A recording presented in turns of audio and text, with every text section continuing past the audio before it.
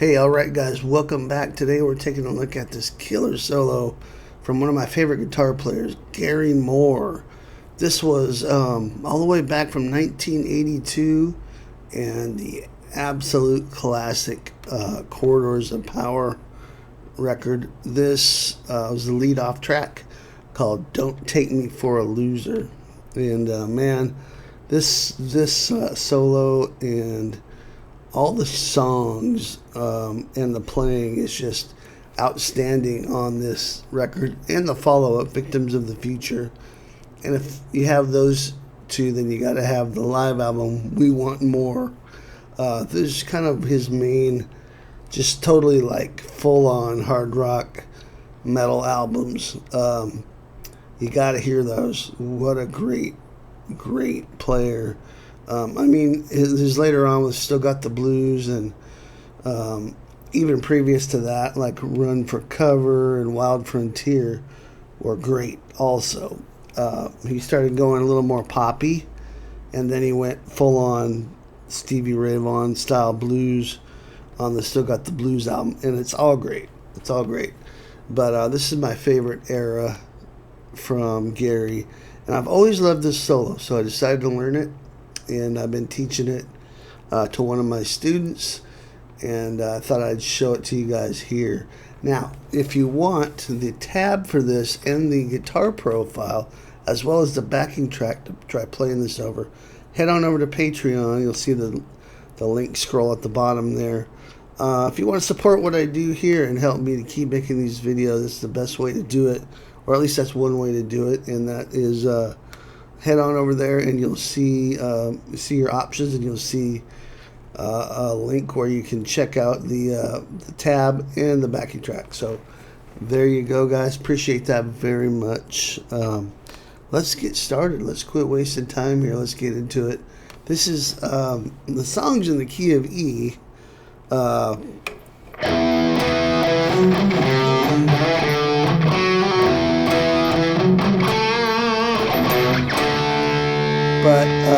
But then it goes to the key of B minor for the solo.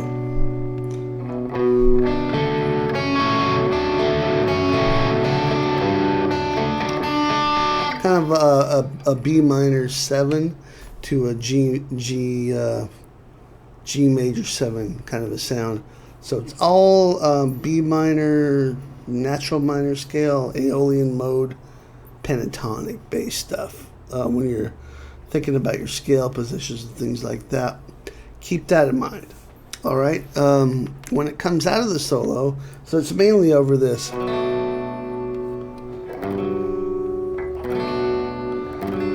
Over this progression that goes from B minor to G, but then when it comes out on the faster lick, it's on an E chord, then to a G, into a B5 chord before it goes into the pre-chorus. All right, so that's kind of the theory on this. You're thinking B minor the whole time here. Now what happens is, to lead into the solo, Gary pre-bends a note and then brings it in with the volume knob, so you get this kind of a sound.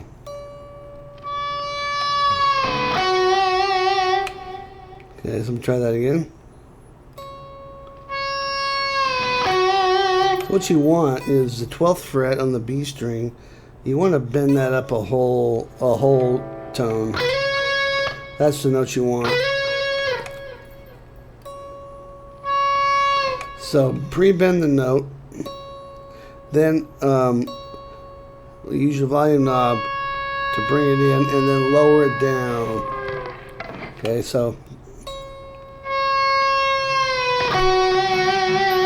And then resolve it to the 11th fret on the G string, which is F sharp.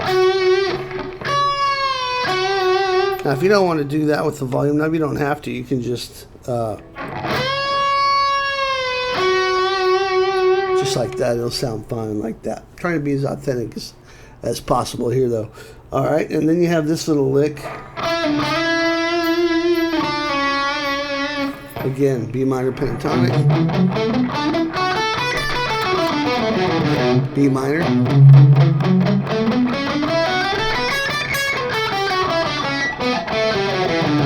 So you're seeing these notes right from the scales there.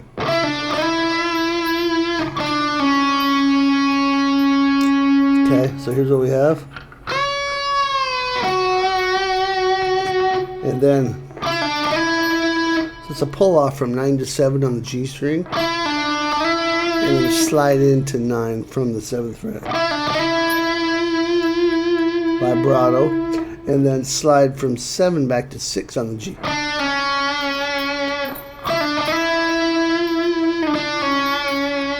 Now it's really important for this to sound like Gary, to listen to the phrasing and the timing of things. It's a little harder to explain because it's not right on the beat. It's not right on the grid. He's coming in and out of upbeats and downbeats, and so really you have to listen and try to replicate it as best you can. But then again, you know, put your own little stamp and little flavor on it. That's pretty much what I did on this.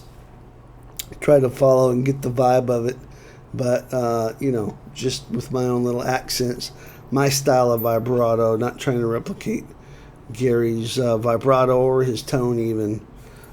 So speaking of tone, people always ask me what I'm using. On this one you can't see it, but on the floor behind the Marshall here is a Blu Guitar Amp 1, and I'm just running that with a little mini tube screamer in front of it, and that's going into, it's on the classic channel, for those of you who know about it, classic channel, which is kind of like a JCM 800 type sound, going into Two Notes Captor X, and I think on this I'm using a Celestion Green Back IR. And that's it. A little delay in the post-processing here, and a little reverb too, but yeah, so that's the sound. And so we just did this, and then the next lick is, so this is a cool little lick here, sort of a chromatic pull-off lick, kind of jazzy. And it's just outlining the B minor pentatonic scale, or B minor, and then you have 10th fret, and then you're just going to pull 10 to 9 to 8 to 7. But notice the phrasing of it.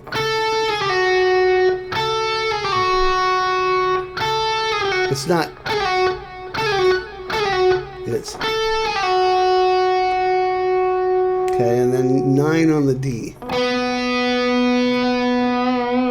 I'm using the bar there. It sounds like Gary's got a whammy on this particular solo.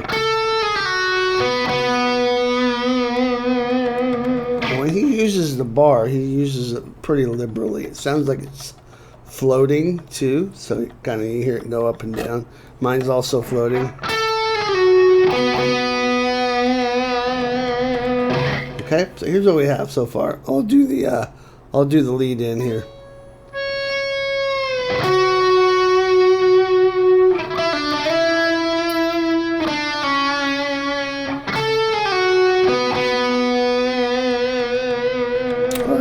Jump all the way up to the 21st fret, and we're gonna bend it up a half step, release it, and then bend it again with vibrato on that last one. Okay, and then we'll play this lick.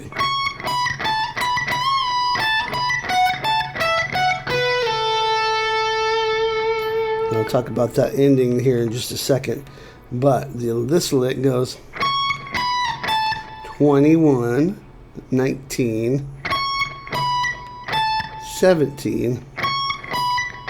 Notice how I'm kind of moving back with my ring finger and index finger here.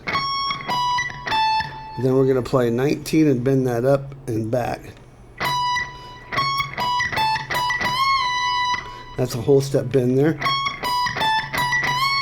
Quick bend, so you bend it up and come right back.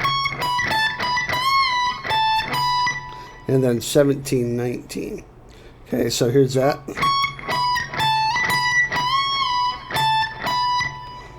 From the bending at the beginning.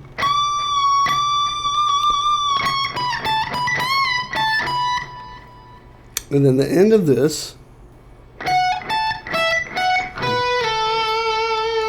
there's a couple ways you could play this. You could play it down the strings, but I like to do it here. I don't know. I just think it's a cool way to move. But you could move it across the scale if you wanted. But this is how I'm going to show it to you. So we have. And then from here, you went 17, 19, and then 14, 17, 12, 14, and then 12B, slide back to 10 on the B string. Now, what you hear on the recording is a little delay. So you hear this go again.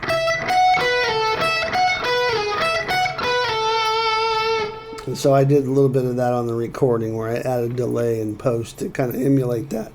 But as far as performing it, you could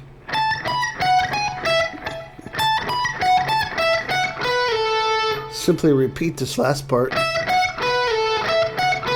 1 or 2 times, however many you want, and then just let it sit there until the next lick comes in. So for example,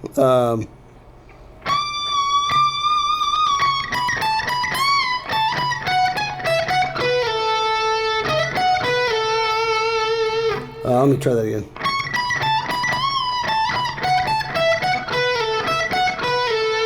Like that. That would kind of give the delay, give the, the repeat sound. Or you could just let it hang there. Don't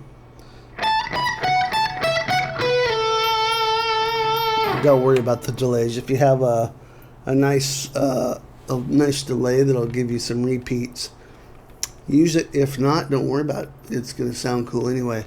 Now, that's all over the B minor to the G major chord. And then this section here is over the E power chord to the G and the B. So this is the lick. It's all alternate pitch as far as I can tell.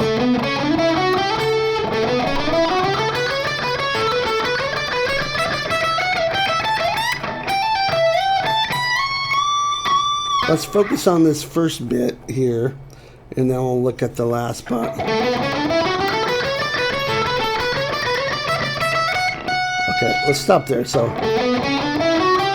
if you look at this shape, now the first thing to note is Gary hardly ever used his pinky. So I'm pretty sure he didn't use this specific scale position, at least not with his pinky. So he may have done something like that. But I'm not worried about the authenticity of the fingerings because he had some wonky ones. He would play a lot of stuff with his first 2 fingers. Very strong hands. And you could hear that in his playing too. But I'm just worried about the notes here. Now you can move these around if you want to experiment with scale positions. But I'm going to show it to you here. So it's 12th fret. To 14 on the A string. Then we're going to go right up the B minor scale. 14, 15, 17 on the D. 14, 15, 17 on the G. So. And then we're going to go 12, 14, 15 on the B. And then we're going to play a little sequence here. Tricky because we have some inside picking. You may want to isolate that.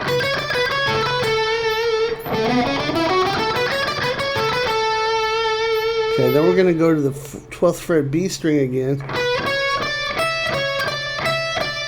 And play that little sequence. 12, 14, 15 on the B, and then 12 on the high E.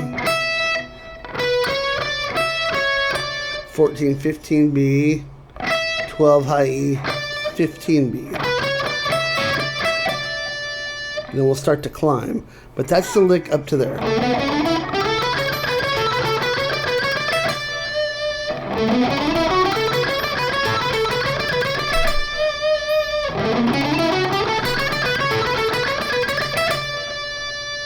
Okay.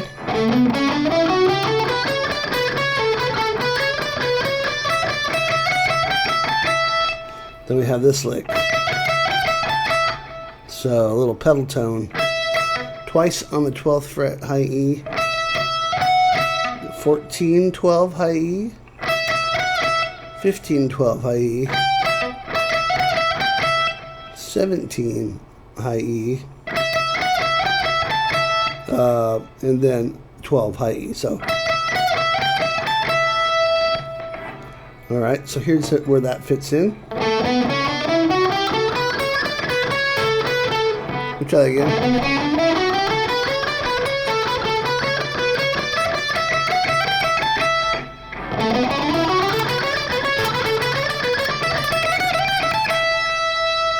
Okay.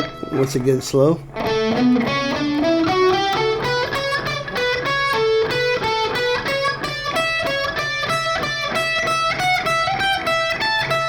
Now, from here, you're going to come right to the 17th fret and bend that quickly and then release it. Actually, you don't release it, you bring it all the way down and pick it.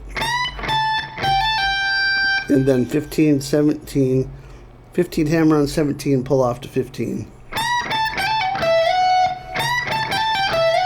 And then slide from 17 on the B up to 19. And then play 17, 19 high E. And then slide that to 21. And then bend 21 a half step. Twice. For the ending of it.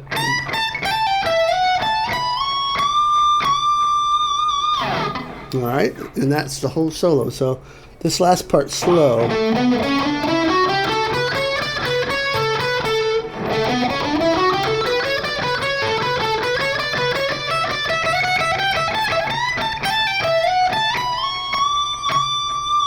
Sorry, I had to start it over. It's actually a little bit harder to hear it properly when it's slower like that. Here it is again.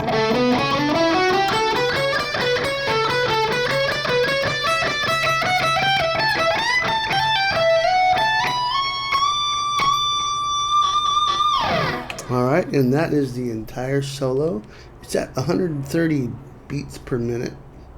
And yeah, 130 beats per minute.